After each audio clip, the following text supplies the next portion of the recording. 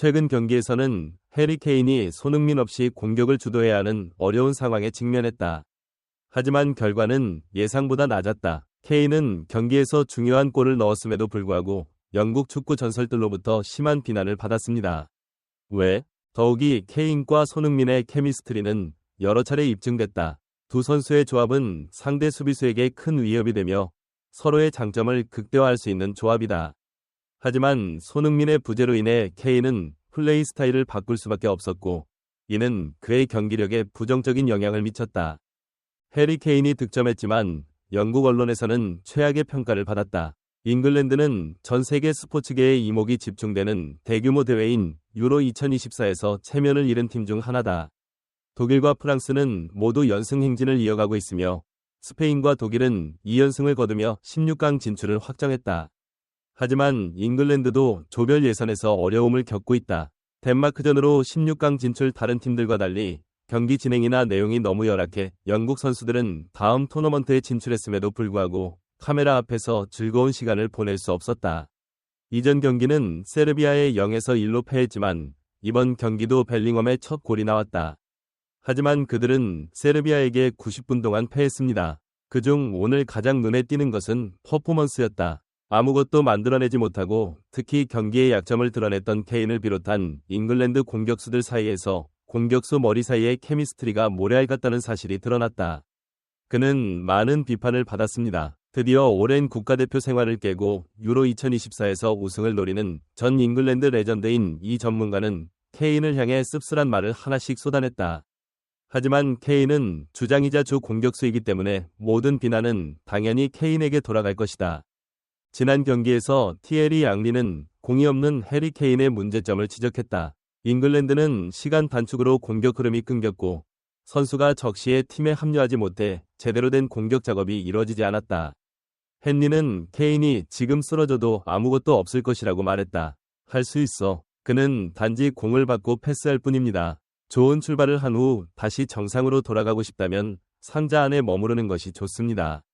손흥민처럼 위협적인 능력을 갖춘 선수가 있다면 케인의 침투와 장거리 패스 능력은 즉각적으로 이뤄질 수도 있었지만 불행하게도 영국에는 현재 그런 자원이 없다.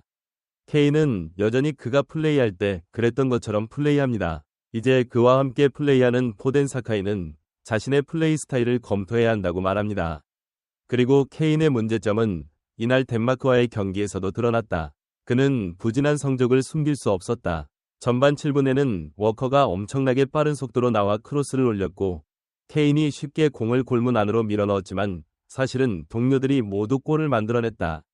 케인도 포기했다. 후반 33분 케인은 이상하게 다시 깊게 들어가 공을 받아 상대를 노리는 듯한 롱패스를 했다. 여전히 동일합니다. 덴마크 선수도 위험한 지역에서 큰 실수를 저질렀다.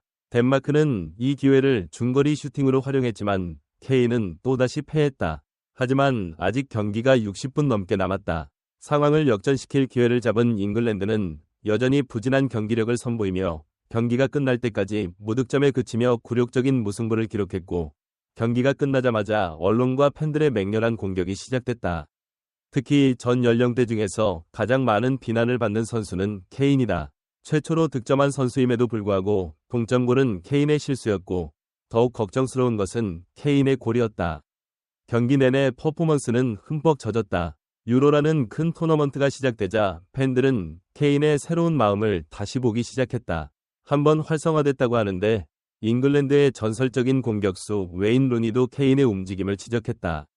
그리고 그가 팀에 기여하고 있다는 환상이 있습니다. 그러나 그의 행동과 움직임은 의도를 알 수 없는 것으로 오히려 팀원들에게 불편을 끼칠 뿐이었다. 케인은 그 이후로 계속해서 박스 안에 많은 선수들을 이겼습니다. 지난 경기에서는 조금만 더 나아갔더라면 포덴 사카의 크로스가 적시에 올라갔을 것이다. 그는 또한 윙어인 인사카와 포덴이 앞으로 밀지 않는 한 공을 받기 위해 계속 아래로 내려갑니다. 이 움직임은 잉글랜드 대표팀 전체를 파괴하는 것과 같습니다.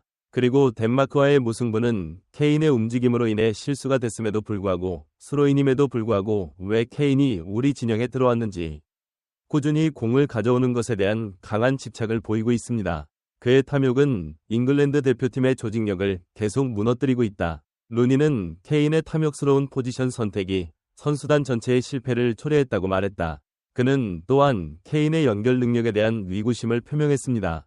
팬들이 링크업 공격수 하면 케인을 떠올릴 정도로 케인의 패스와 패스 능력이 눈에 띄었지만 미넨에 도착하자마자 경기력이 크게 떨어졌고 대표팀도 마찬가지였다.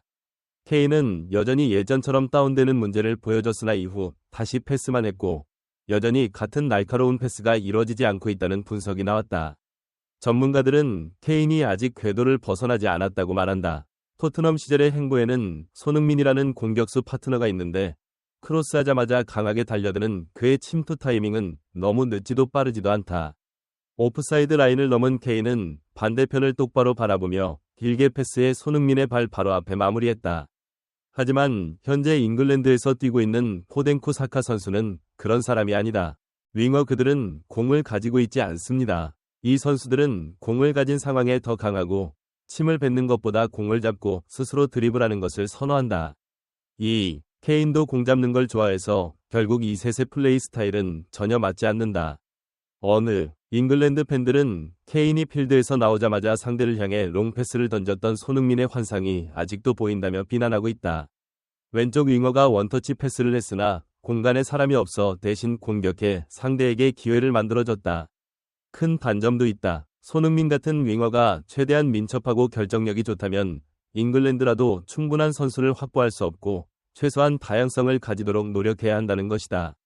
다양한 플레이 스타일을 가진 플레이어를 활용하여 라인을 공격하는 것에 대해 하지만 이번에 잉글랜드 대표팀에는 스털링과 그릴리시가 빠졌고 모두 드리블러, 공격수이기 때문에 사카 포덴처럼 걷기와 왼발잡이를 하는 선수들이 있다.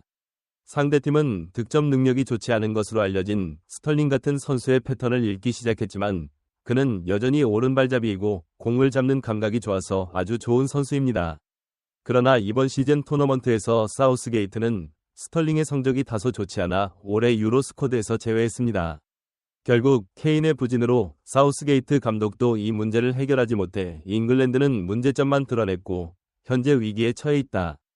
조별 예선에서 그들은 매우 편안한 상대를 얻었고 그 결과는 다음과 같습니다. 그들은 1승 1무로 16강에 진출했지만 잉글랜드의 경기를 지켜보는 팬들은 그들이 최고일 것이라고 생각했고 8강에 진출할 것으로 예상되어 전체적으로 케인의 무승부 기록이다. 아마도 팬들은 해리 케인이 손흥민 없이 무심코 경기만 했다고 비난할 것이다. 사실 덴마크와의 무승부에서 케인의 실수는 거기에서 비롯되며 빅매치가 다가올 때마다 그렇다.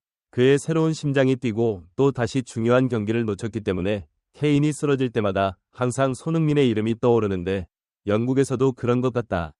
이것이 이 영상의 끝입니다. 그것은 사랑입니다. 감사합니다.